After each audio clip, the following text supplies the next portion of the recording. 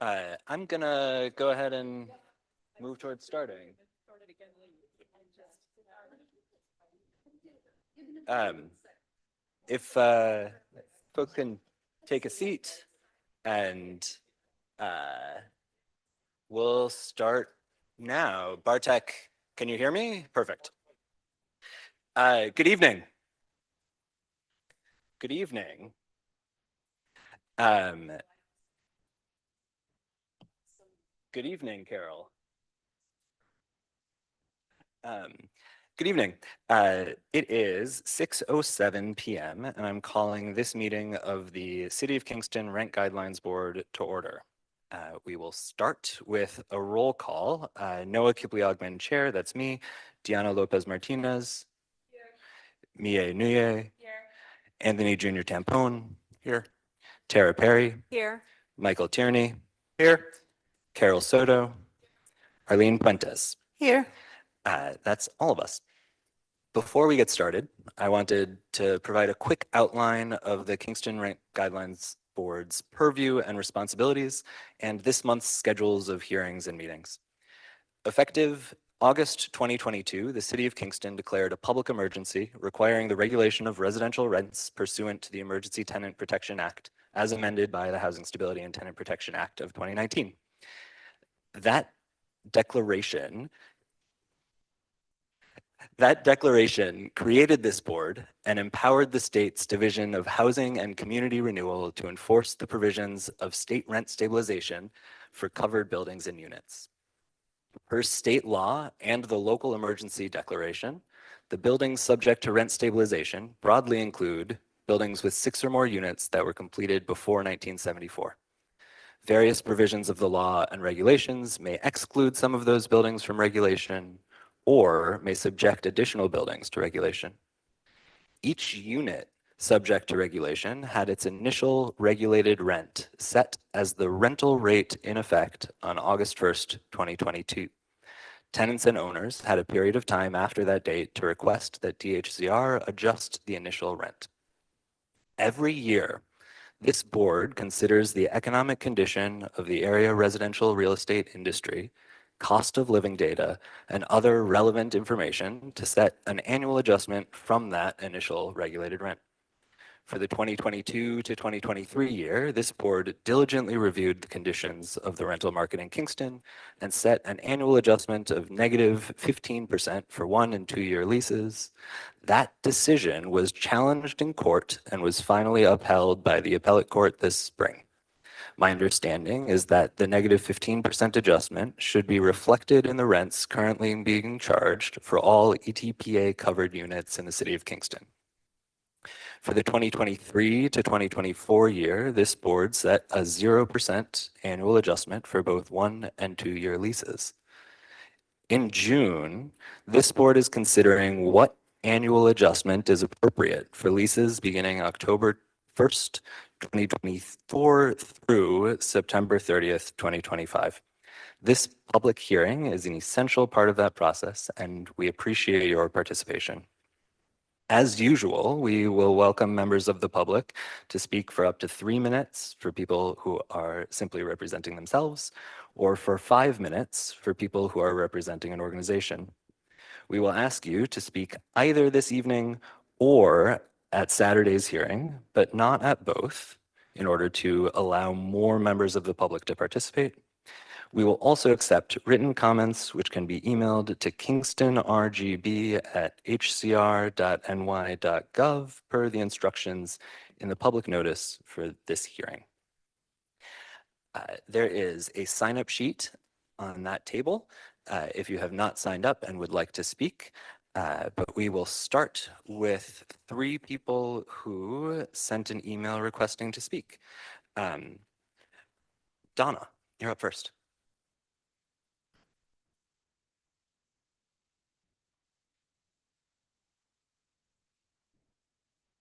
Hi, my name is Donna Schlackman. I live at 38 Josephine Avenue in Kingston, and I am here to support the Rent Board's Guidelines Board in exercising your power to decrease and stabilize rents as granted by the state and by the authority that the courts have affirmed.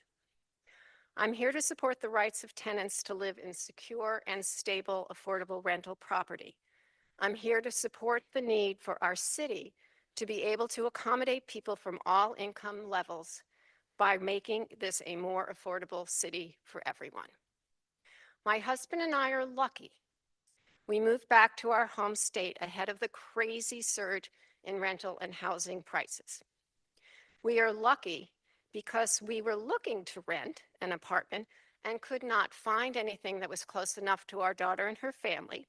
So we ended up buying a house 2 doors down from her. The luck was in having affordable housing costs that are stable and predictable. Our monthly mortgage is $996. Even adding taxes and utilities and costs, we live in our house for less than $1,700 a month. Without such luck, we may have been subjected to the gouging rental prices and increases that followed our purchase, and we would be living in housing insecurity and stress. Without such luck, I may be instead testifying as one of the 56% renters or homeowners in our city that are, and I quote, living in severely cost-burdened and unaffordable housing. This is a statement that you can read in many sources. So I want to thank you all here at the tables for your service in our community who have not had the luck that we've had. I want to ask you and urge you to use all your powers and authority to lessen the rental costs and burdens of others. Your power to decrease and stabilize rents can have a huge impact on the lives of people in our city. Thank you. Thank you.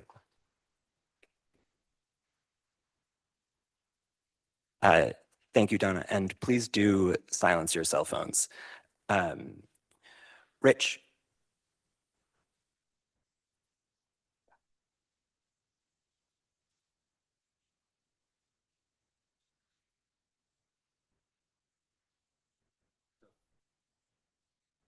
And also a reminder that the board may want to ask questions after your testimony, so if you can hang out for a second at the podium in case that happens.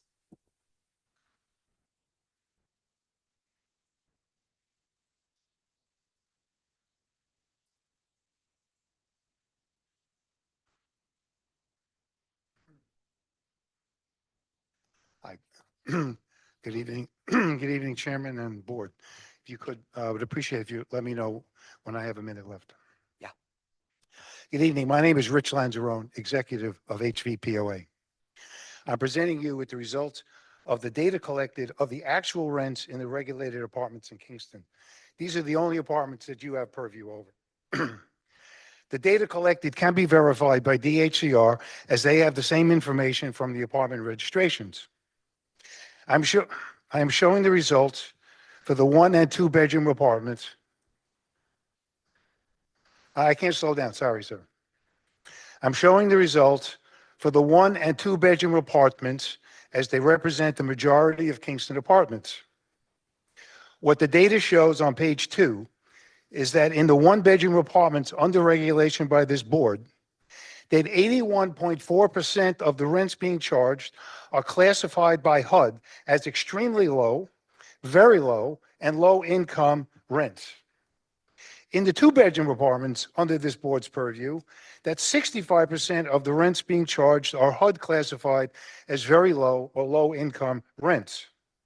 It also shows that 66% of the rents in the private 1 bedroom apartments and 73% of the private 2 bedroom apartments are lower than the current rent renewal rates being charged by the Kingston Housing Authority.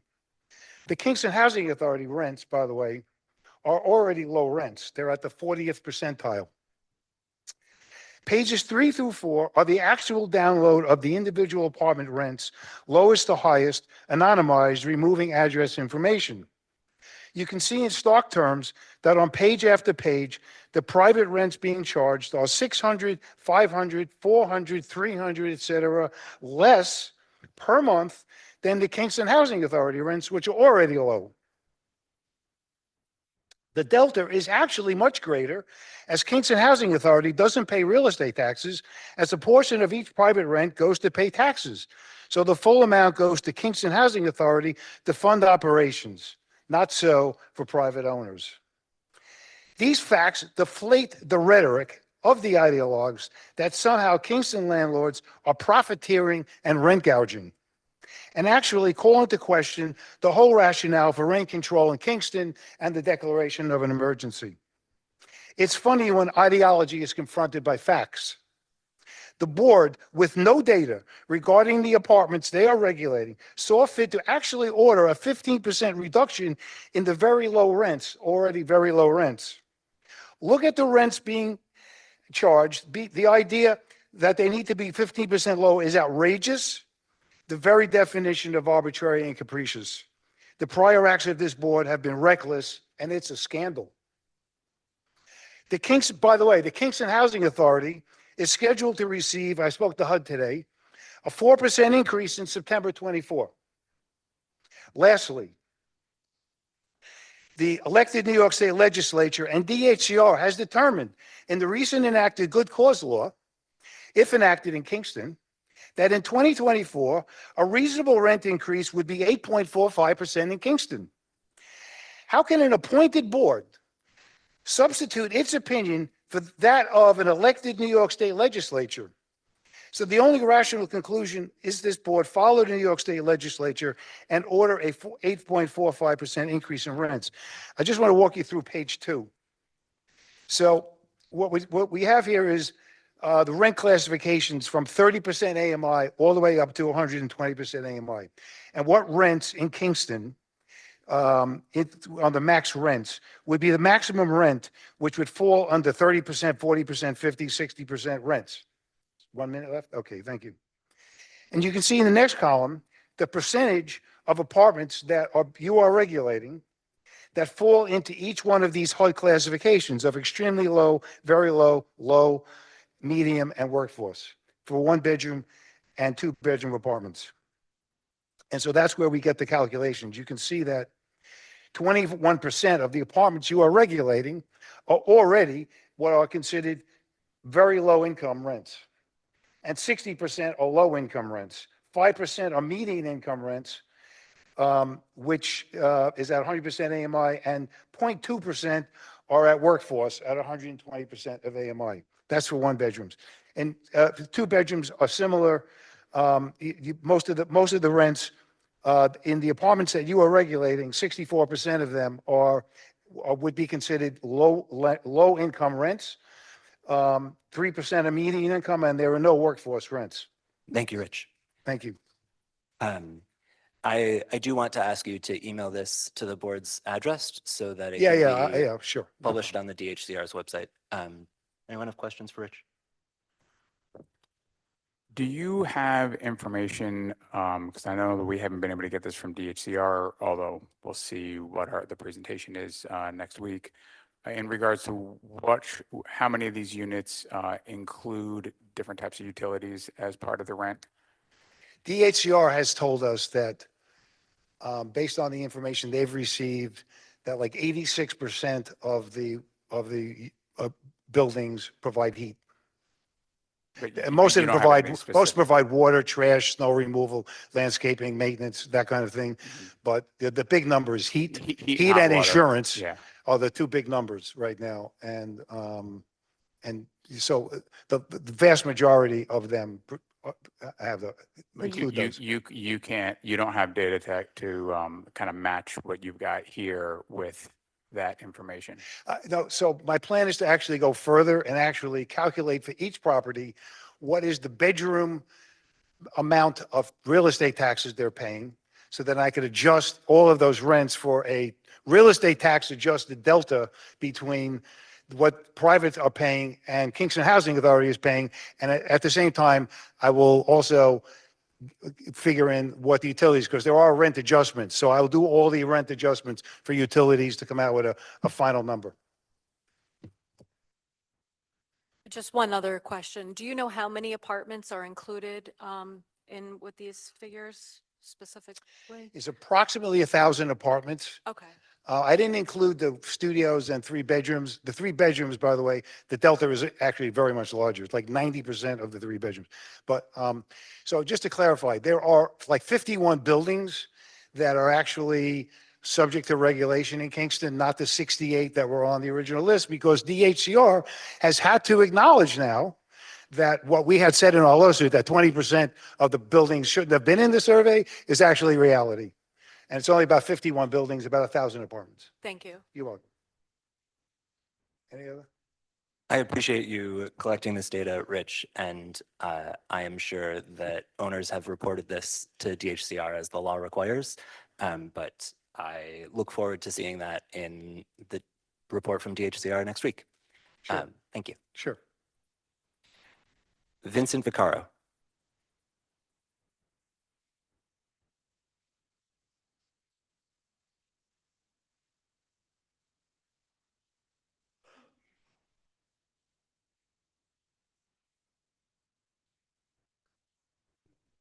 My name is Vince Vicaro. I own a building subject to these rent regulations.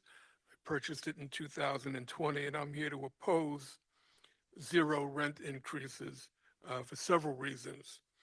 First, it seems to be based on emotion and not analysis, and a political theory and not a practical way to solve all of our problems. Let me illustrate. We are all suffering from inflation. 5 years ago, a gallon of paint was $22. Today it's $42. A painter charged $20 an hour to paint. Now it's $35 an hour. Last month, I paid an exterminator $250 for 7 apartments. Now it's $300 a month, $7 more per apartment per month for a total of $3,600. None of these expenses get directly passed on to any of the tenants.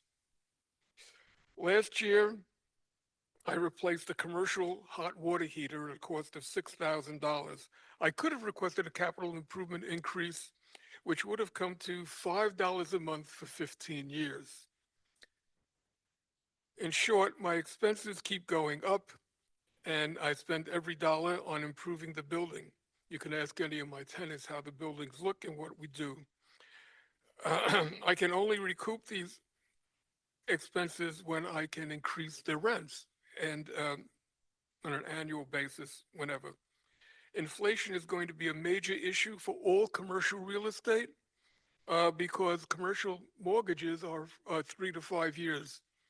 I have a mortgage at 4.5%, which will expire at the end of the year. Then it will be 6.5%. Right now I'm paying $1,500 a month in interest on that loan. And at the end of the year, I'll be paying $2,500 a month in interest on that loan. And I will not be able to pass this increase on to the tenants under the proposed regulations. This is not the way to work with the housing community when we are trying to provide decent housing at a fair price. There are other ways, existing ways, to help individuals for whom rents have become difficult. There are senior citizen exemptions for the individuals who are most in need of protection. Section 8 housing vouchers, which subsidize fair market rents, rents which are established by the government. I think Rich just mentioned what some of those rents are. Expanding the voucher programs like the Kingston Housing Authority programs. Offering incentive to owners to add units to their properties. And of course, we all want to stop Central Hudson from gouging everyone and making us all crazy. Thank you, Vincent. Housing contracts between owners and tenants, some of whom believe rents should be rolled back 5 years Thank you. because they want to pay less for the same service. Thank you. If this, You've had 3. if the government wants to help Kingston help everyone, not just the noisy few who have political agenda Vincent, and I'm- have no I'm sorry, I can't. experience in operating rental properties. Thank you. Thank you. Questions? Yes, sir. So our The city of Kingston has opted into ETPA. Please speak a little louder. I don't- So we've already opted into this law. What do you suggest that our rental adjustment be for 1 and 2 year leases? What do I think? I think that the increase is controlled by the board here, not by the state. As Rich pointed out, the state has a floor of 8.75. New York City just went 4 and 6. So there has to be an analysis of what the income and expenses are, not just an arbitrary zero. Oh, we don't like a rent increase, so let's not have a rent increase. That may make people feel good, but it doesn't make me pay less for the guy who paints the apartment or repairs the sidewalk or does any of the regular ordinary maintenance things, the cost of which keep going up. And if it keeps being zero, I lose money every year, which doesn't seem right. Thank you. I think what Michael was asking is if you were to propose an adjustment, what would it be? I'm sorry, what? If you were to propose an adjustment, what would it be? Anywhere from 2 to 4%, Okay. I keep up. I'm going backwards now. Thank you. Okay. Has the rent that you charge tenants, does the rent that you charge tenants right now, does that reflect this board's lawful negative 15% adjustment? Did you reduce the rent that you charge tenants by 15% in accordance with this board's guideline, which was upheld by the appellate court? Okay, thank you. That's a question for DHCR.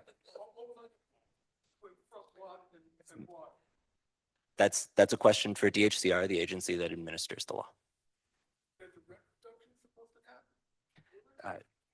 Thank you.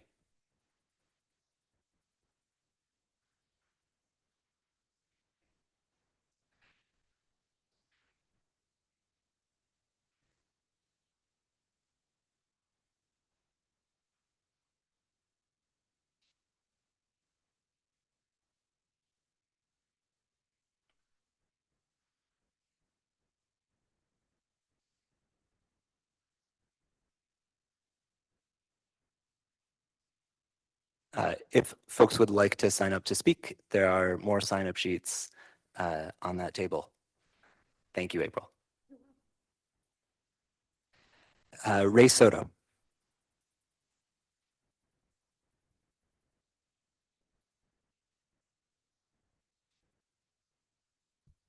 Hi, my name is Ray Soto.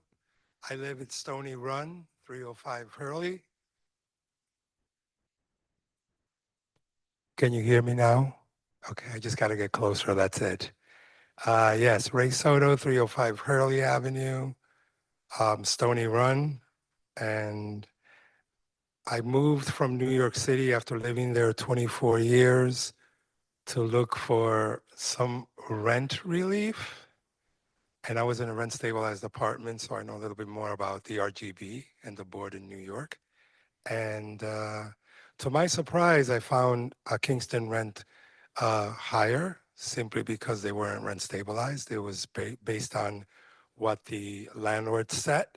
And when I moved in 2019, we paid what we needed to pay. And then all of a sudden, the next year, it went up to 7%, which I negotiated with the landlord. Then the new owners wanted 30%, and they wouldn't even give you a 2-year lease. They wanted a 1 year. So that kind of set off this particular event where I did appear before in front of the RGB to look for the 15% rent reduction, and we won. So I'm looking forward for that to really happen and get executed. I mean, it's about time that tenants here do have an RGB and are protected from rent and from illegal rent increases and other increases besides rent, like garbage and things like that, amenities. And there's a level of frustration for the tenants because our salaries are, for many of us, we're retired, we live on fixed income. And if the rent keeps rising, then we won't be able to pay other expenses. So I'm calling for that rent decrease. And I want the DHCR to also participate in the process to grant that for all the tenants in terms of the rent reduction. Thank you. Thanks, Ray. Jim Brady?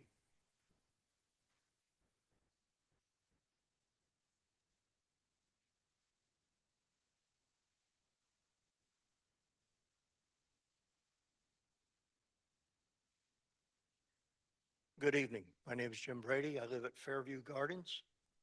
That better? Okay. There's points to be made on both sides.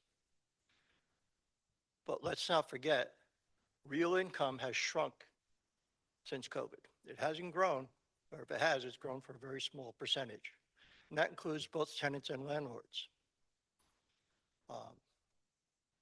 I was not happy when I found out I should have gotten a rent reduction, but I've had increases since 2022. So I came here more as a learning process. I don't begrudge somebody trying to make more money or more profit, or at least keep their profits where it was. But my income also must stay the same. You're right. So there's got to be a middle ground that works for everybody. There has to be something, because you have to take into account utility costs have gone up. Everyone's personal costs have gone up. Cost of gas, cost of food, cost of insurance is going up. So when the rents go up on top of that and your income is stagnant or falling behind inflation, it's creating a problem. A lot of this is due to incompetent or uncaring government on either state or federal level. I say uncaring because we haven't seen anything happen in our benefit in a while. This was something that looked like was going to be in our benefit, and I don't want to turn a deaf ear to the landlords either. Having been a former landlord myself, costs, I've never seen costs go down. We haven't seen Central Hudson go down. We haven't seen anything go down except our disposable income. Has anybody here in the last 2 years seen a real increase in their net income? I don't see a lot of hands, so I'm guessing everyone's in the same boat I am. And I'm including you, Richard. I know how tough it is to run a building. And that's why I'm an ex-landlord. But there's got to be a middle ground here. I don't think my landlord has been unreasonable with the amount of what my increases were. However, I was a little shocked to hear there was a law passed that says I should have gotten a reduction and didn't.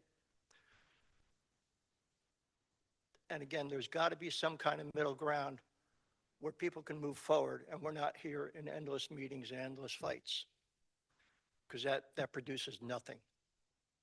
And government can't be at a standstill and communities can't be at a standstill.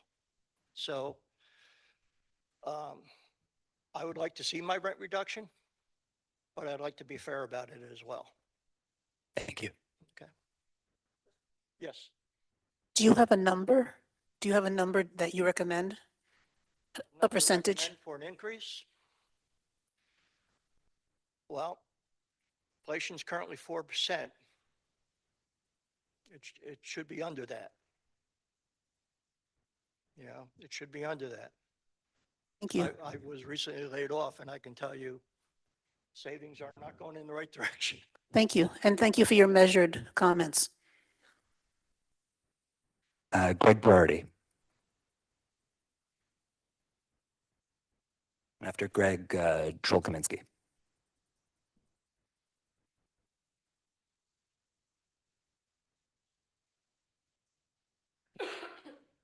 Is Greg Berardi here?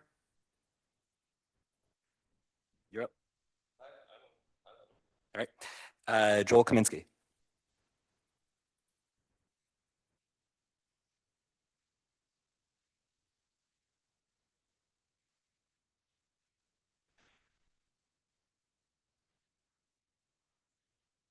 Hello. Yeah, my name is Joel Kaminsky, and I'm a landlord with my wife of 22 Stuyvesant Street. And we call it the Flynn House in honor of the man who built it in 1865. Our expenses have gone up 19% in the past year. You know, Central Hudson Utilities went way up.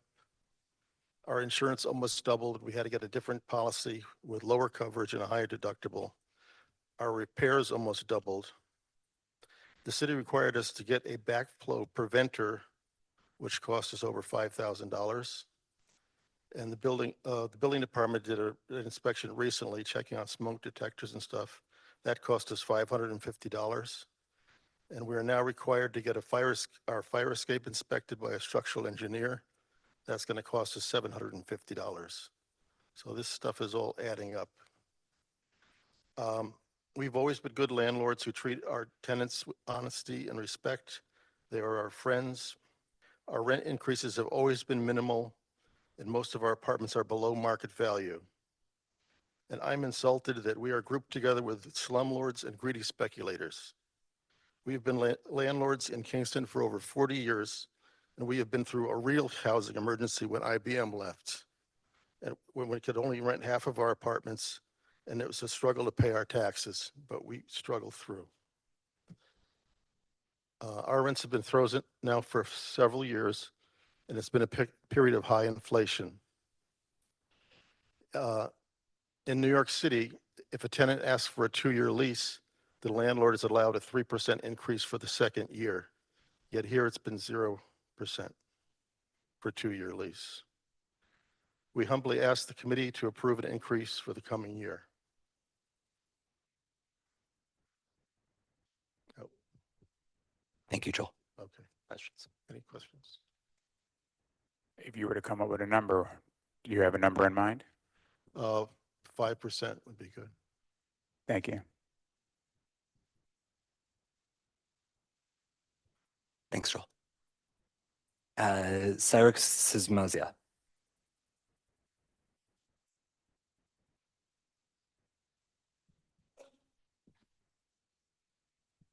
Hello, my name is Sarah Sismazia, and I live in Chestnut Mansion, which is an ETPA protected building. I'm here today to ask for a continuation of the rent freeze and to have some sort of enforcement for the 15% rent reduction. I know that you guys passed that. However, none of my neighbors, including myself, have seen that. We have not heard anything from our landlords about it at all, actually. I also, when I moved in last year, I never got an ETPA rider with my lease, and I didn't know that the building was protected. In my time of being at Chestnut Mansion, the quality of my apartment has greatly depreciated, even though I have put in many a maintenance request just to keep things habitable. We lost gas for weeks, and we were not warned that they were even going to be working on that. We have lost hot water for weeks, and we were not told in advance that they were going to be working on the water boilers. And I have had issues where I actually went to DHCR and I filed a request for depreciated rent because they were not fixing any of the issues in my apartment. And the landlord ignored it. And so I'm currently waiting for DHCR to get back to me on what the next steps would be, since it's been months since they agreed with me that the work order needs to be completed and nothing has happened. I live in a 1-bedroom apartment and it is $17.50 a month. That only includes heat and gas that only goes to the stove. So I am in charge of electric and internet, which is fine, which is fair. When I moved in, I had a steady job. Unfortunately, as I know many of us have felt, the recent layoff scheme has left a lot of us unemployed and struggling to find work. I believe that a rent freeze is beyond fair for the working class who are struggling to find jobs to pay their bills. Yeah, that's all I have to say. Any questions? Thank you, Sarah. I have a question. So you said that you wanted to ask for enforcement of the 15% rent reduction. What do you have ideas about what that would require, what that could look like? I would like it to have the landlords get at least fined, if not be taken to court for not following the laws. Because, like, if I break the laws, I have to go to court and I have to pay penalty fees. But if they break the laws, they don't have to do anything. They can just pretend they didn't know about it. Thank you.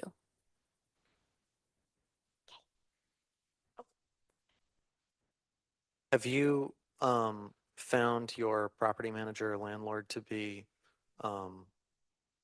responsive to your maintenance requests beyond the shut No. off of your boiler? When No. was that, Christmas or Thanksgiving? Thanksgiving was when we didn't have cooking gas for 2 weeks, and then, which was great for baking. And then we lost heat during one of the coldest storms during the January. They were not very responsive with that. They didn't pick up the phone and they didn't answer any emails or maintenance requests for us being like, hey, why don't I have hot water? Why does my heat not work? 2 days later, we graciously got a single space heater for all of our rooms, which is great. Yeah. When they gave you that space heater, you had to plug it into your own outlet? Yes, I had to pay the electric bill for that. Thank you. And I had to pay for another one because I have a 1-bedroom apartment, which means 2 rooms. And one space heater doesn't heat 2 rooms. Thank you. You said you filed the service request with DHCR? Sorry, say that again. You said you filed the service request with DHCR? Yes. A service complaint? Yes, that And- was last year. I filed it in November for just my door doesn't Mhm. work, which is not great. Yeah.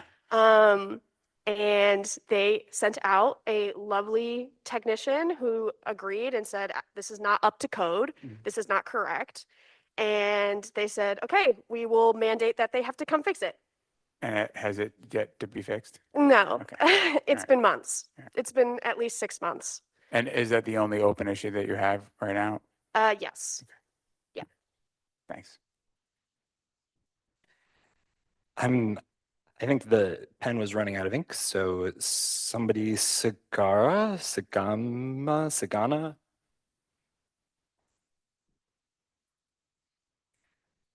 Thank you, I'm sorry.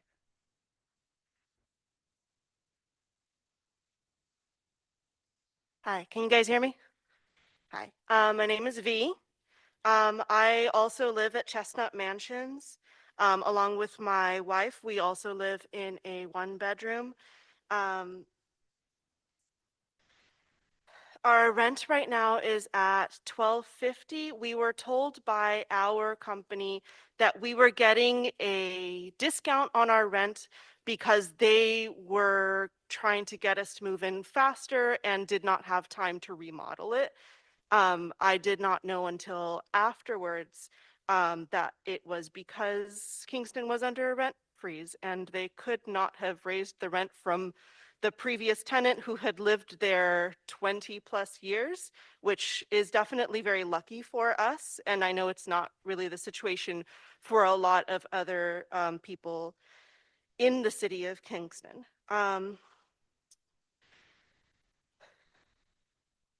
Anna, and my wife is a banker. I also work full-time, and we moved up here specifically from Newburgh because we were not finding it easy to have ends meet.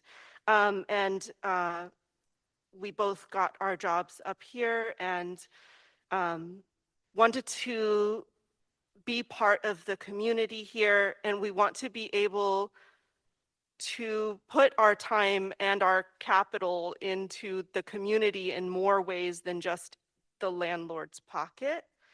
I would like to call on the board to continue to freeze the rent and apply that reduction from last year. I think from what I understand, it would be helpful if the DHCR was able to open an office closer to up here in the Hudson Valley in order to maintain some sort of oversight when landlords don't listen to what is happening, when they pretend that they don't know that there should be a rent reduction for a whole year.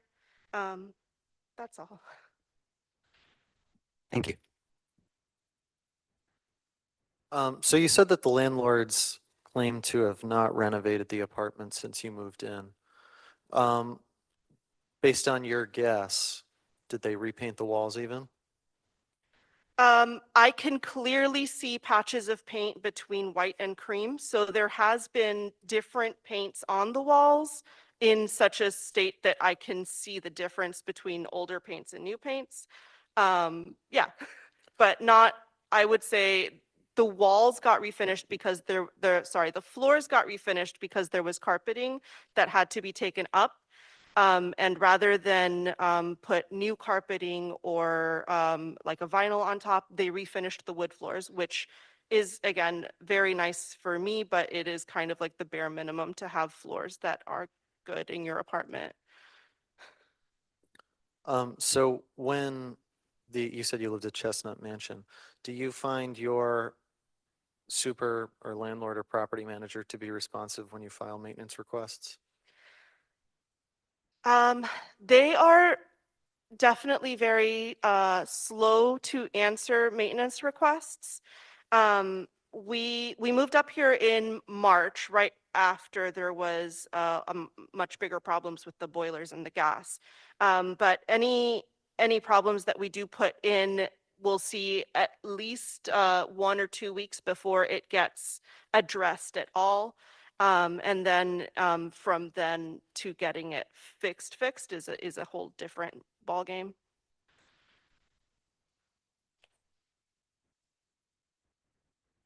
Naomi, Dan, thank you.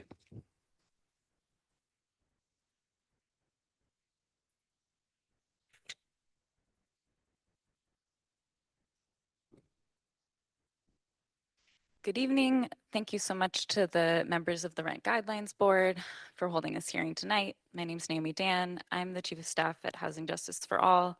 It's a statewide coalition of 80 grassroots organizations, including many members in the Hudson Valley, working on expanding and strengthening rent stabilization around the state. I'm also a resident of Kingston. Renters in Kingston have been under serious financial and displacement pressures as the Hudson Valley's housing crisis intensified in the last several years. The median rent in the city increased nearly 50% between 2016 and 2020, driving so many renters out of their homes. In response to this price gouging, the Kingston Rent Guidelines Board decided in 2022 to approve a negative rent adjustment of 15%. Yet 2 years later, rent-stabilized tenants have yet to see the relief that you approved. In fact, many are continuing to receive rent increases, despite the rent freeze that this body approved last year. Landlords have willfully ignored the law, failed to register their buildings, failed to make repairs, refused to include ETPA riders in their leases. They've sued to overturn the law and filed objections to deregulate their buildings. The State Division of Homes and Community Renewal must step in to enforce the Emergency Tenant Protection Act and hold landlords accountable. I urge the division to enforce the law, pursue timely processing of tenant complaints, and open an office of the Tenant Protection Unit in the Hudson Valley to investigate landlord fraud. You've heard tonight from landlords complaining that the rent is too low. Specifically, Mr. Lansdowne posited that rents in stabilized buildings are largely for low and very low income tenants. Heaven forbid that rent stabilization keep rents affordable to very low income families who otherwise would not be able to afford to stay in this community near their jobs and where their kids go to school. These landlords believe that they have a right to kick people out of their homes just so they can bring in higher paying tenants. But housing is a human right, and stable housing is the foundation of a safe community. The purpose of rent stabilization is to ensure that safety and stability. As we've heard from countless tenants tonight, the rent is already too high. Rent stabilized tenants in Kingston need a rent freeze. Thank you.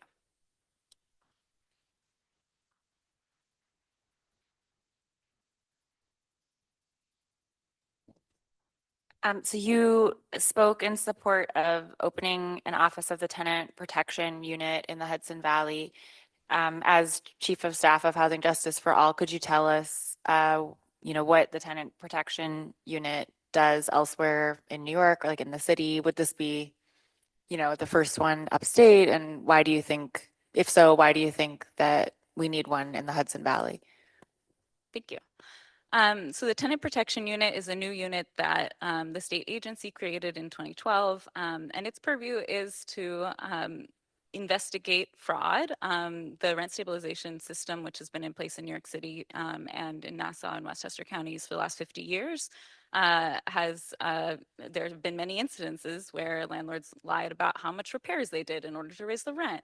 The Tenant Protection Unit has many tools, including subpoena power. They can bring landlords in and ask for sworn testimony, and they have tools that have not yet been brought to bear on rent stabilized units in Kingston in order to ensure that people are following the law and that the law is working as intended and that the rent adjustments that this body approves every year are being followed. Thank you. Thank you. To your knowledge, have any ETPA property owners complied with the negative 15% rental adjustment? As far as I know, no property owners have complied with the 15% rent adjustment. Thank you.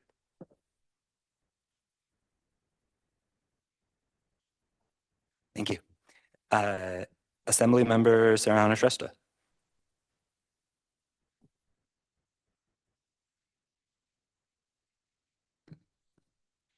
Good evening. My name is Sarahana Shrestha, and I represent the City of Kingston in the New York State Assembly. I want to express my appreciation for the Rent Guidelines Board for this process that helps to stabilize our community in the face of rising costs, worst of all, the costs in housing. In 2022, the board voted for a 15% rent reduction based on the recent history of price gouging. But that historic reduction has been tied up in court, and tenants have yet to see any actual reduction in rent. As we have heard from many tenants, some rent stabilized tenants are in fact seeing their rents increase. While some landlords try to exhaust their appeals and tenants fail to get relief from already inflated rents, I firmly believe that tenants should not see any rent increase. Many tenants from properties like Chestnut Mansion have called my state assembly office month after month when their boiler went out, when the gas was turned off, and so on. It's why we have fought to increase the budget for the Tenant Protection Unit of Homes and Community Renewal to expand the capacity to investigate landlords who are breaking the law. We need the TPU to open up a Hudson Valley office to take complaints and investigate non-compliant landlords so that tenants eligible for these protections get the stability they deserve.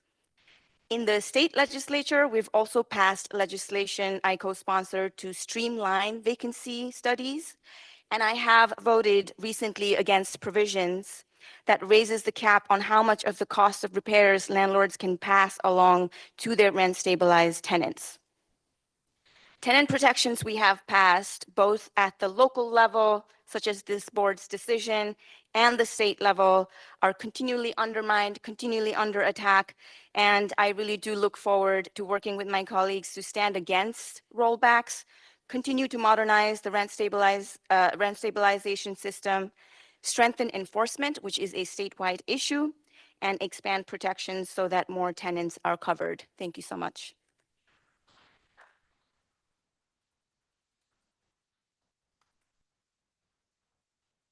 Thank you. Any questions? Thank you, Assemblymember Shrestha. Would you say that a significant portion of the constituents who call your office call about rental issues? Somebody said earlier that people are really being hit by multiple affordability issues, and it's utilities, it's the cost of living in general, but renters especially are having a really hard time just having a stable home. And, other than the rent, the value of the rent itself, most of the concerns that we hear from constituents are on the quality of their building, not being able to get repairs. We have also found renters caught between landlords and Central Hudson, for example. In the meantime, they don't have the service that they need. So there is a sense of helplessness because if people don't have a stable home that they don't have to worry about, it's very difficult to do anything else in their life. Thank you.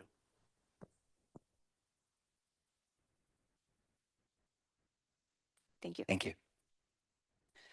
Teresa Green.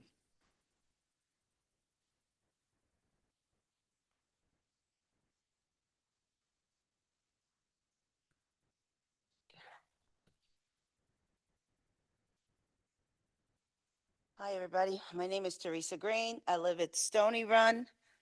Lift it up. Can you hear me better? I really have a loud mouth.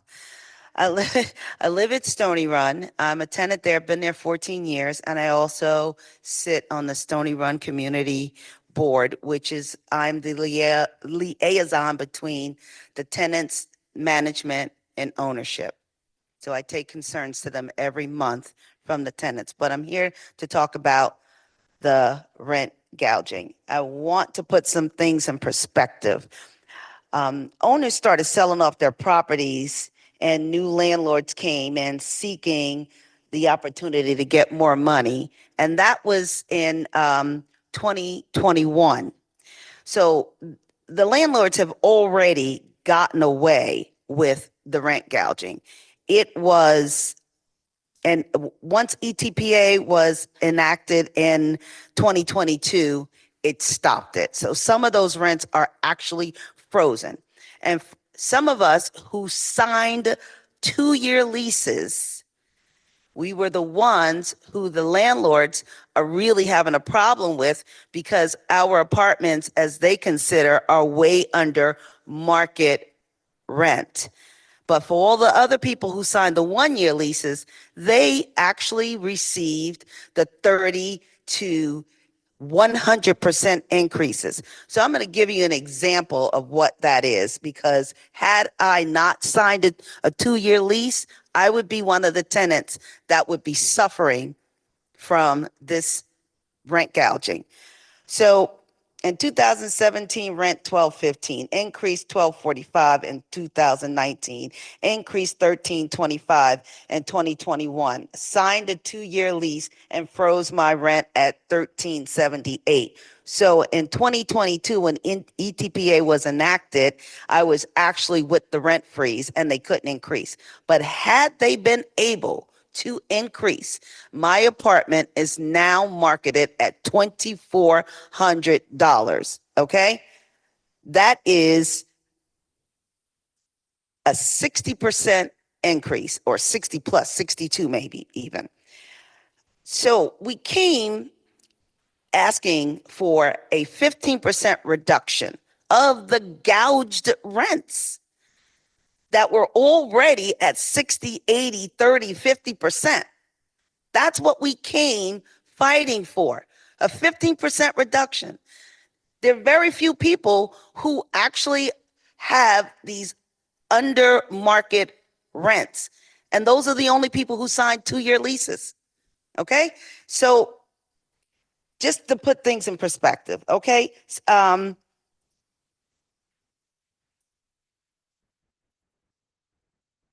Landlords, rent gouging affects people who pay their rent every month on time and want to remain in the place they call home. It makes people homeless, and that's just not acceptable.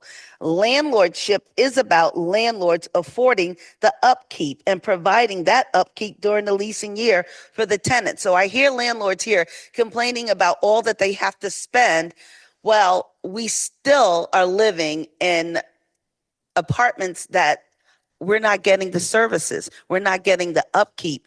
We're actually helping the landlord the woman who was just speaking about the heater in her apartment. I currently have been without a working HVAC since May 10th, and they gave me a portable air conditioner that is in my master bedroom, and it only cools that room. I have a 3-bedroom apartment, and all the rest of the apartment is warm. And I've been living with my door literally open so that the heat could go out. And since our halls at Stony Run are air conditioned, I'm like getting some of the cool air from the hall. And I've been back and forth asking about when and what, and I understand that landlords need to get bids and get vendors and everything that has to happen. I'm well aware of the time frame it takes to get things done.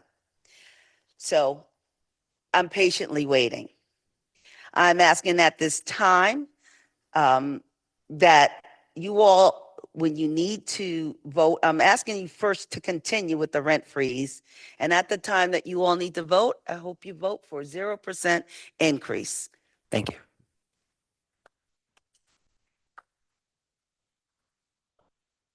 You have any questions? Yes, Teresa. I'm with your special position of being on a tenant member on the board for the workforce housing at Stony Run. Have the landlords ever said anything about the 15% decrease or when they would implement it or when the tenants of Stony Run might see that 15%? There was a response. The response, once the appellate court ruling came out, I was sent the document. I sent it to the Stony Run board members, every one of them.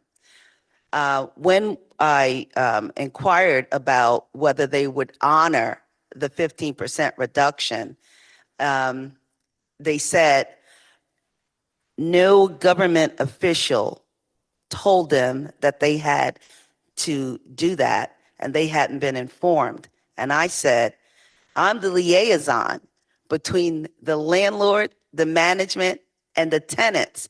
And I gave you the information the moment the court ruling happened. So you did get it. You do know about it. So they then said, well, if they are notified by DHCR that they have to honor the 15% reduction, that they would, and that they would create a line of credit for the tenants, that there wouldn't actually be a check that they would get. That was the response I got. And in that capacity,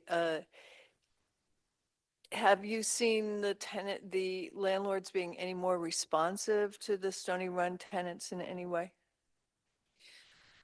Well, we ask to have a suggestion box because some tenants are not comfortable with making complaints. They don't want to, they don't want to be known as troublemaker, they call it themselves, but they're just asking for services. And so they now can place suggestions in a suggestion box that Austin and I, we were both voted to be these board members. And we collect them and take them to our monthly meetings. And these suggestions are not about what happens in your apartment, but because we have a portal where you would put your maintenance request in, but this is about what is happening in the community. So for instance, if you see that there's no lighting in the parking lot, that affects the community.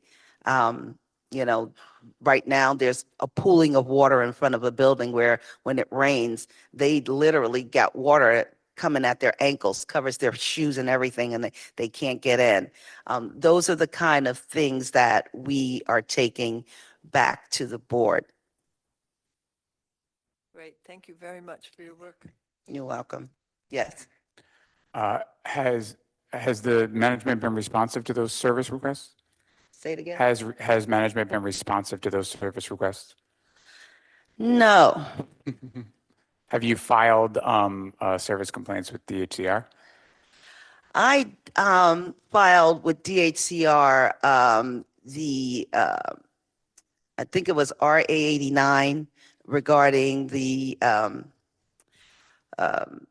rent reduction. And but no, I have not. You know, I'm pretty direct when I go in. And so usually for my building, things are resolved. Like right now, we having a problem with the trash rooms.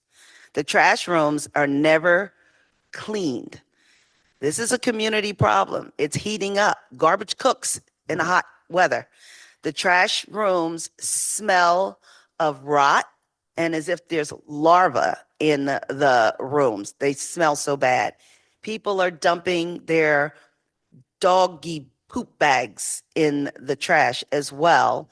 And so periodically, which I'll be bringing up in the upcoming meeting, which is on the 20th, is periodically can they clean the trash rooms, wash the trash receptacles so that they're not smelly. So people on their balconies who say if I was a trash room, I got a balcony over here and I got a balcony over here. They can't sit outside because they smell the trash from the trash room. You know, everything is not a landlord problem. I got to be honest. Some of it is that people don't put their trash out properly. And we used to have trash disposers in the apartments, and they are doing away with it. So if your aerator does not work, they will not fix it. They will take it out, which means more live food is going into the trash receptacles. So a lot of things are changing, but the maintenance part to keep up with it is not. Thank you. If that was if the a trash disposal, to my understanding, was part of your lease when you got into that, and it's a service being removed, then file a service complaint with DHCR because the landlord should not be allowed to do that. But you might want to clarify with DHCR about that. I wanted to ask you one quick question too about. Can I ask you a question? Uh, Can I make a request to DHCR regarding the community and not my own apartment? Because I basically, as a board member, represent the community. I don't know for sure, but that information is on DHCR's website, and there's like a little portal that you can sign Yeah, I up don't to think it's do there. that. Yeah. Yeah. Is it?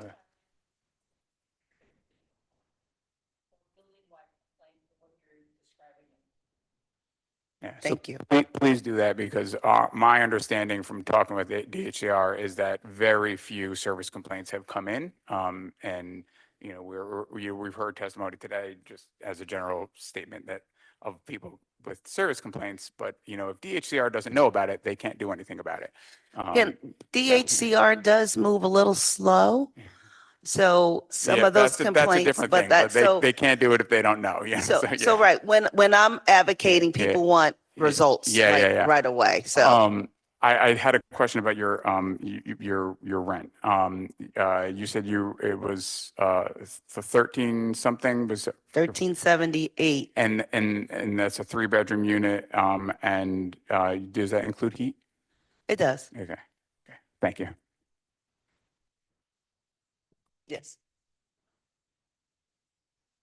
But I've been in Stony Run for 14 years, just so you know. I would like to verify if you know if this is true, that they only pay the garbage collection agency to pick up 2 barrels from each trash room every other day or every 2 days or something. That is correct. That is correct. They do. So if there's more garbage than those 2 barrels, they just refuse to pick it up.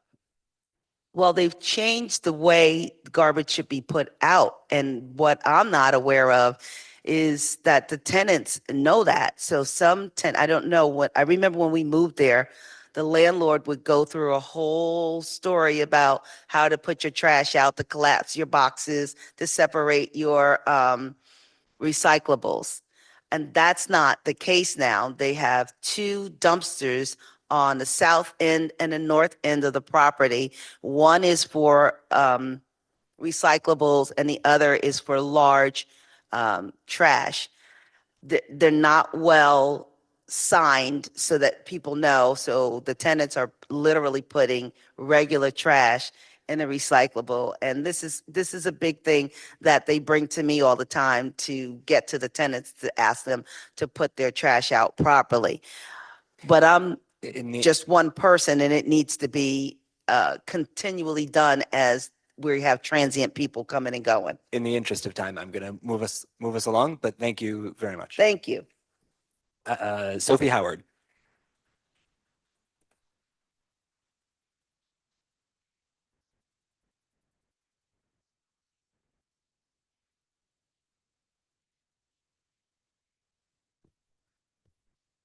Hi, everybody.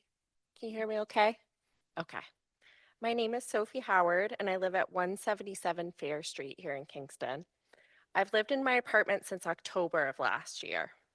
I live in a building built before 1974 with 6 units, although there is one apartment that's been empty, which seems odd to me given the fact that it's hard to find housing here, and I think it could be easily filled, and there's maybe a question about that. My rent for a 1-bedroom is $1,600 per month, which does include heat. This was 1/3 of my previous salary until I was impacted by layoffs at my former employer last month, an experience that I know many Kingston residents are facing, as also evidenced by previous speakers today.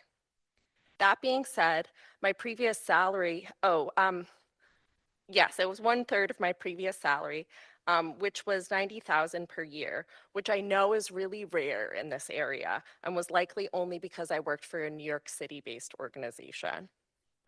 I'm here for 2 reasons and with 2 requests. First, because if the rent freeze doesn't continue, I'll be priced out of Kingston, somewhere that I've really enjoyed making my new home. Second, because I know I'm not alone in this experience and that many are experiencing worse financial circumstances than me. I'm asking that, first, the Rent Guidelines Board vote to continue the freeze in rents, and second, that the previous 15% reduction be enforced. There's no way for me to know if my current rent when I moved in last year was something that had been reduced from the previous tenants. So in trying to figure out how to enforce this, if the 15% rent reduction has occurred, there needs to be some kind of a process for people who have moved in newly, as opposed to somebody who can have that evidence of like, oh, my own personal rent didn't get reduced. So just something to consider. And that's what I have for you today. I'm happy to answer any questions you have for me.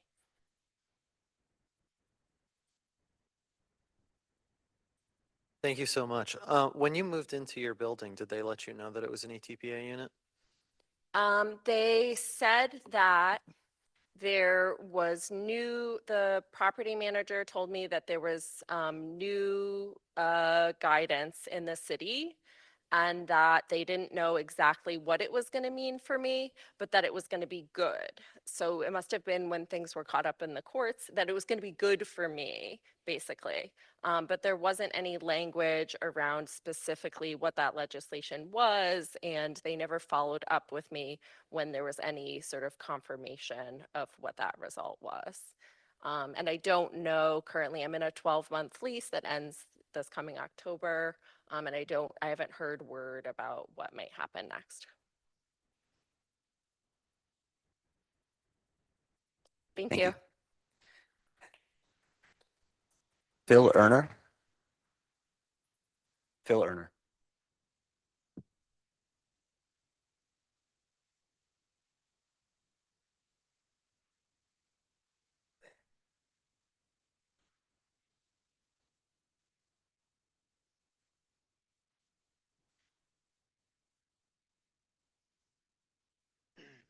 Good evening. Good evening. Phil Erner at 109 Washington Avenue here in the city of Kingston. So I want to start by saying that the way that we treat the land as a commodity to buy, sell, rent, tax, profit from, and otherwise exploit disrespects the earth. I hope that someday soon we can end landlordism as we know it, which is one manifestation of this. Now, we all depend on land to survive, of course. We have heard from landlords about the cost of living increase. Well, if the landlord's total expenses go up, then collectively their tenants' expenses must also go up, more so, of course, so that the landlord continues to profit or else go out of business. It's inhumane and makes no sense that we all live like this. Now, while you as a board here don't have unlimited ability to abolish monopoly racial capitalism in the settler colonial state, you can still act to protect tenants who, as a class, face precarity compared with landlords, homeowners, and any property owners. Now, emotion and ideology have been brought up as reasons to disregard some testimony here. Whether or not one has a roof overhead generally is a material, not an emotional or ideological matter. Of course, it is ideological what we do about that. An eviction is the product of an ideology, and it has emotional as well as material consequences. I have a quick message for DHCR. What about these landlords who are posting messages in their buildings that the rent reduction's not in effect? How about the landlord who admitted to not having reduced the rent and denied knowing about your order? Where is the 15% reduction, as tenants have mentioned? Where were the eviction protections for tenants such as those evicted from 58 Fair Street, an ETPA regulated building? And where's the education for the judges in the city housing court? Now, as most of you know, I served one term in the Ulster County Legislature, 2022 to 23, and I spent half my time there working with constituents struggling with their housing, many of whom had already lost it and were living in a motel or a shelter or on a sofa or on the street. I represented this very neighborhood in the city of Kingston. Any action a government agency takes other than to alleviate this crisis to me is criminal. Now, if any one tenant in these regulated apartments cannot afford their housing, you have the power, and if you have the power to reduce the rent to a level that they can afford, then simply you should do that. Thank you. So listen to the tenants. Thank you.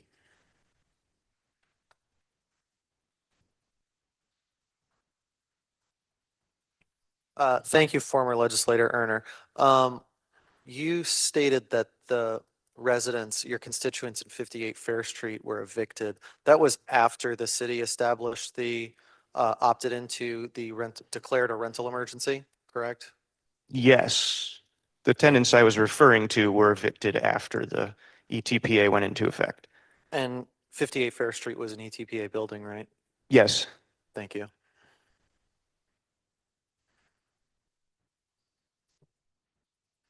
Thank you. Jen Benson.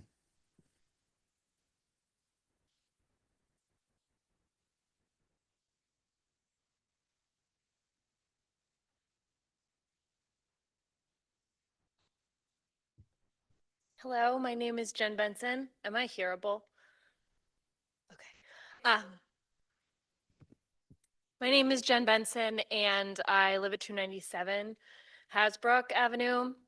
I live in kind of a wild house where every bedroom has its own lease and we have more than 6 people living in there, but we're technically not opted into ETPA, but it might be a fun thing to look into at some point. I have lived in the Hudson Valley for 9 years. I moved when I was 23. I'm 33 almost now. And I love living here. I moved from Western New York, and this place has become home to me. I've knocked on a lot of doors volunteering for political campaigns since moving to Kingston, and I've been a tenant and I continue to be a tenant. And what I hear when I knock doors, but also from my friends, is people can't afford their rent as it is. They can't afford to move. People are terrified in this town to move. You have to know someone, you have to basically like do some creative roommate swapping in order to find an affordable place to live. And that's really scary. I have a master's degree and I make $60,000 a year. And for all intents and purposes, I'm doing really well for myself. I have health insurance that is funded through my employer. And yet I'm afraid to move because the rent that I face in Kingston is absolutely astronomical, not to mention other cost of living implications, like milk cost $7 6 months ago, and Central Hudson is really outrageous as well. And so I'm here to call on the Rent Guidelines Board to freeze the rents and to apply the November 2022 rent reduction. We heard during those hearings what this rental reduction means to people in this community. And also not only here, we saw people come from other communities in this area that are facing really similar pressures, both within their housing, but also within the affordability crisis that we're facing here in the Hudson Valley.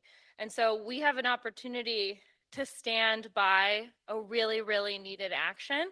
And I urge the board to do the right thing, to stand with tenants, and to choose people over profits. Thank you. Oh, I'm also the Ulster County co-chair of the Mid-Hudson Valley DSA.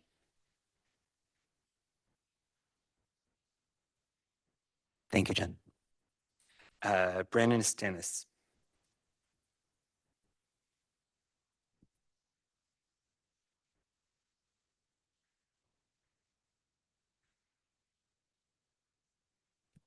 Hi, I'm Brandon Stennis. I'm a tenant here in Ward 9 of Kingston.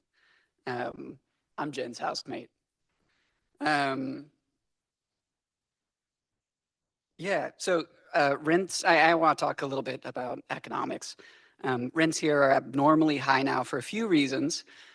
First, in about 2,700 housing units have been constructed since 2010. But there are now about 3,000 short-term rentals, which means like a net supply increase of negative 300 units available on the housing market generally. And so that has a price effect. But moreover, there's a lot of other forces that are affecting rent upward. Right now, there's an ongoing FTC investigation into rent price fixing using algorithmic rent setting software. Big landlords have been using algorithmic pricing to coordinate large rent prices increases, and smaller landlords are able to follow these price increases. So the FTC is looking into that right now, and I think that we should take note.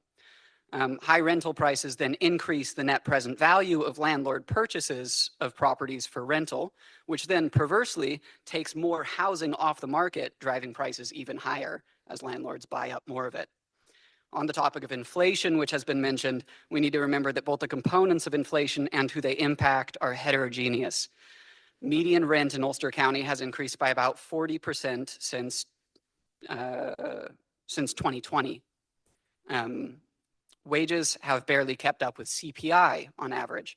So that's a rent increase much, much higher than CPI. 50% of renters in Kingston are rent burdened, meaning they pay more than 30% of their income in rent. So that's a massive share of individual expenses that is expanding extremely quickly, much faster than inflation for renters. And the individuals for whom the median, and renters are individuals for whom the median income is about half of the median income of homeowners. So the impact of inflation on renters is therefore vastly different from that on landlords. We can compare these things numerically, and we can assess them as being profoundly different.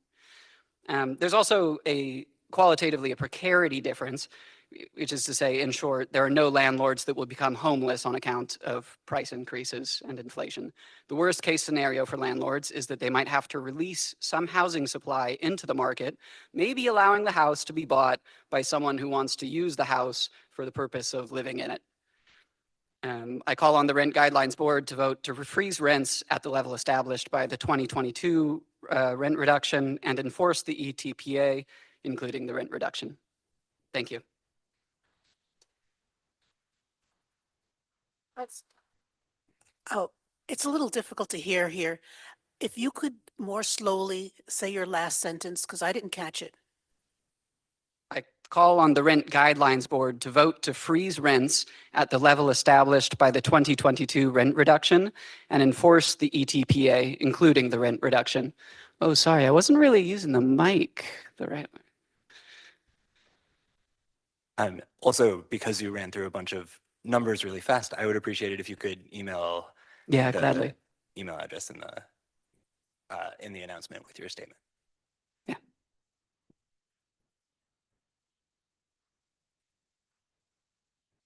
Thank you. April, is anybody else signed up?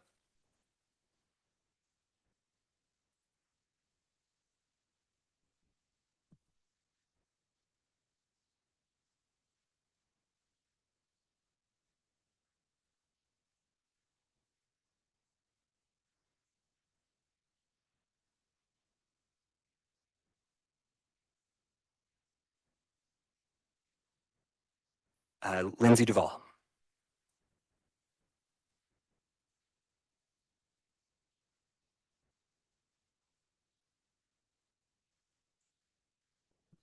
Good evening, everyone. My name is Lindsay Duvall. I live at 12 Klingberg Avenue in Kingston, and I'm a homeowner. I'm really mostly here to learn and see this process play out. It's fascinating to hear the testimony, so I really appreciate everybody, especially the tenants that are coming to share about your experience, because we're all in this community together, and this is like it's a group decision. So, and I appreciate the Rent Guidelines Board members for being here to listen and to make sense of everything.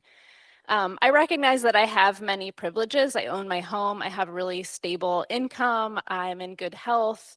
Lots of things working in my favor right now. But I know that's not the case for so many people in our community. And I also recognize that landlords just have more power in these negotiations and discussions. So I want to do what I can to support the tenants in the community, my neighbors, uplift their concerns and requests, and just do what I can to keep this a vibrant community. We all know that stable, safe, affordable housing is the absolute foundation for what we all need to thrive and live a healthy life. But right now, there's so many people in our community that just don't have access to that and that can't be here to speak in places like this, or that are afraid to speak for fear of retaliation from their landlords. Housing instability also disproportionately affects people of color because they tend to have lower incomes than white people. So this is also a racial justice issue. I want to live in an inclusive community where long-term residents can afford to remain here in their homes. People living on fixed incomes, seniors, people with disabilities that rely on very, very limited public assistance to afford their basic needs. And I know that ETPA isn't perfect and it doesn't apply to most people in the community, but it is one small tool that we can use to help rebalance some of the power between landlords and tenants. And so I think I'm really frustrated to hear that the landlords aren't abiding by the law and the rent reduction. I haven't been following this too closely, so it's really helpful to hear the actual testimony from tenants in the room about that. And so I'm really frustrated by that because, that was law, it was litigated, and it should be upheld. So I'm calling on DHCR to open an investigation and to enforce that law. And then while I'm not here to speak on behalf of any organization, I do work for the National Low Income Housing Coalition, which is a policy and research organization that does research about the housing needs and the housing crisis across the country. And so just to dig into a little bit of data about what that looks like in Kingston, the last research report put out in 2023, the Out of Reach report, showed that the 2-bedroom fair market rent in Kingston was... I'm sorry, you're out of time. Okay. But I would very much appreciate it if you could email the rest of your comments. Happy to do that. So homeowner here for a rent freeze and to enforce the rent reduction.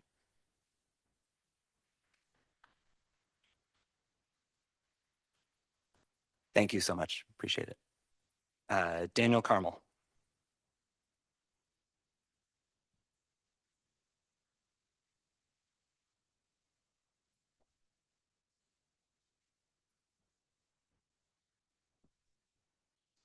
Oh, hello, hello. Is that okay? Wonderful. Hello, and thank you to the board for being here tonight. My name is Daniel Carmel. I'm a Kingston resident of Ward 1, but I'm also an educator and an organizer and mainly here to speak in that capacity. There are hundreds of homeless children in Kingston. You can ask our own DSS. I might be naive and I might not understand the nuances of the free market, but in my book, one child unhoused is an emergency. So to know that there are hundreds unhoused in this community is just beyond my comprehension. Imagine navigating childhood under those circumstances. I'd like to, I wonder if any of the property owners here tonight could have ended up in that position had they, had to navigate life under that context. Let's be clear here. The first step towards houselessness is unaffordable housing, which landlords here tonight play a huge role in. I'm deeply disturbed by the lack of enforcement of the 15% reduction. This was a reduction we secured because we heard from an entire community about the intense suffering that it's experiencing in terms of houselessness. I just wonder why it is that whenever working folks get a chance, suddenly our laws become fuzzy and hard to enforce.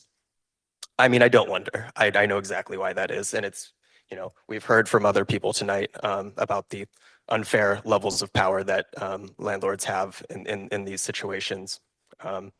So yeah, without enforcement, our laws are meaningless. I encourage the DHCR to open an upstate Hudson Valley office and to enforce this much needed reduction. I want to speak in favor of freezing the rent at the previously decided levels and to apply that back to 2022.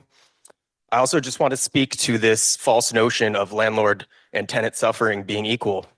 It is not. You lose profits at the end of the day. You lose profits. These people lose lives. People lose their lives because they are unhoused. So this is a matter of life and death. Please, please believe that. Many Kingston families do not have a roof over their head tonight.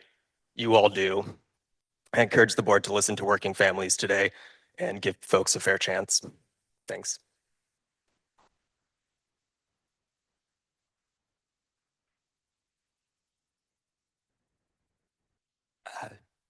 Daniel will let you have the last word.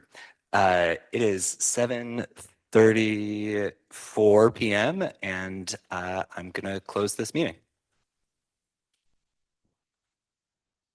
Can I make a motion? We currently have our public comment period is open right now.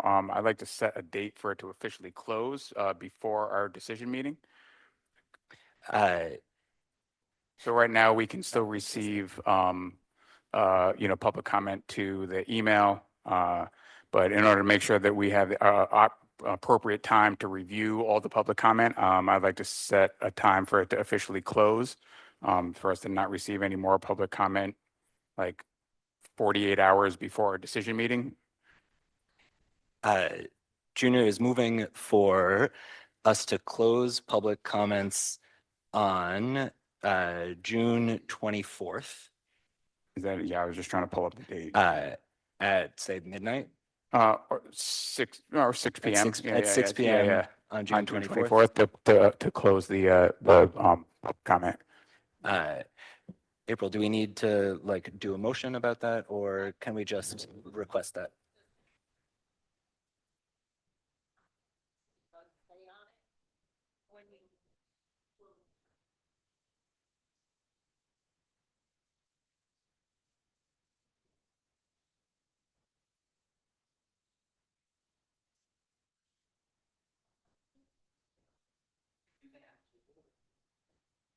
Great. I'm going to second that motion. Is there any discussion? Seeing no discussion, I am going to vote in favor. Deanna? Aye. Mie? Aye. Junior? Aye. Tara? Aye. Michael? Aye. Carol? Aye. Arlene? Oh, Arlene left. The motion carries. And now I'm going to entertain a motion to adjourn. I'll make a motion to adjourn. Junior moves. Do I hear a second? I'll second. Tara seconds. I vote aye. Deanna? Mie? Aye. Junior? Aye. Tara? Aye. Michael? Carol? All in favor, except for Arlene, who is not here, and the motion carries. And now we are actually adjourned. Thank you for making sure that we do that. Actually, it is 7:36. Thank you.